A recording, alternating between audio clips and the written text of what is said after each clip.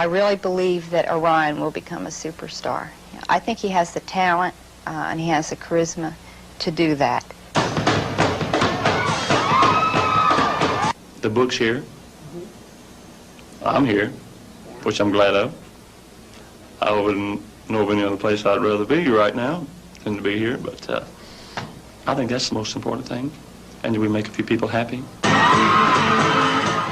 He's a cross between Elvis and the Lone Ranger. He's called Orion, but his true identity is a well-kept secret. It doesn't seem to matter much to this enthusiastic audience in the small northwest Georgia community of Cedartown.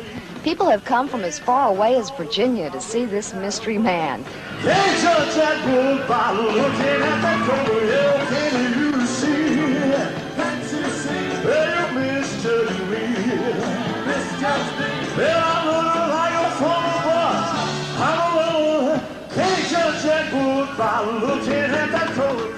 His character was born in the pages of the book Orion. Like Elvis Presley, Orion rose from rural poverty to the pinnacle of show business success, only to be entrapped by his own stardom. The author of Orion is Atlanta writer Gail Brewer Giorgio. Orion was only the hero of Gail's unpublished manuscript until March of last year, this man called me and he said, Orion is born today, and he does live, and he'll sing. He said, but I will not live the life that Presley lived.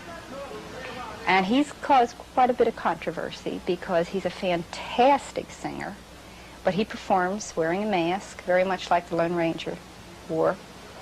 And his explanation for that is that he will be able to have the privacy off stage that other superstars do not have. So we give you a special little welcome with a very pretty little song that says, you don't have to tell us you like us or you love us, but the fact that you're here just tickles us to death. Play. Orion's voice sounds like Elvis, and his costumes are similar to those worn by the King, but his fans are quick to point out that he doesn't do Elvis songs. Therefore, he isn't an Elvis impersonator. Now you said it will always stay. The voice he was born with, Orion, is the voice he has. It's not an impersonator. The impersonators lose you in the fact that they do the hound dog and the costumes and the suit and all this type of thing. But Orion has his own quality, his own voice, his own way. Orion recorded his first album for Sun Records of Nashville, which was also Elvis's first record company. The album was released shortly after Gail's book came out. The album's fine print reveals it was recorded under the guidance of Mac Wyman, Orion's fictitious manager. Has anyone accused you of knowing this man beforehand, that y'all are all in this together? Oh, yeah. I wish I did know him beforehand. I mean, it really would have, I would have picked him for the part of Orion. Unfortunately, Sun knew who he was, and Sun had this person.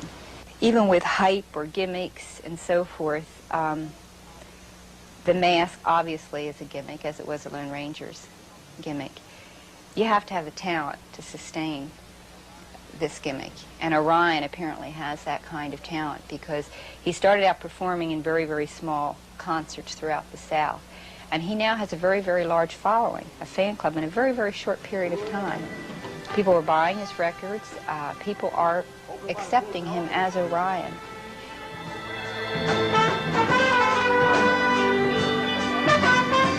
Oh, yeah. All right. How about it, partner?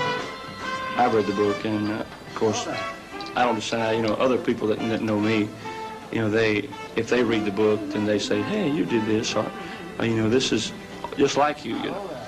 And I have several close friends that have read the book that know me real well and have called my attention to a lot of things in the book that that coincide, parallel to me. Maybe what happened. Tell me if I'm right, okay? Go ahead. I think I got it figured out. I'm game. Maybe this is what happened.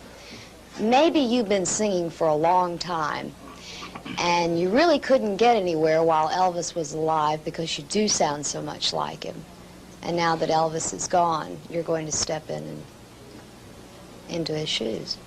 Is that what really happened?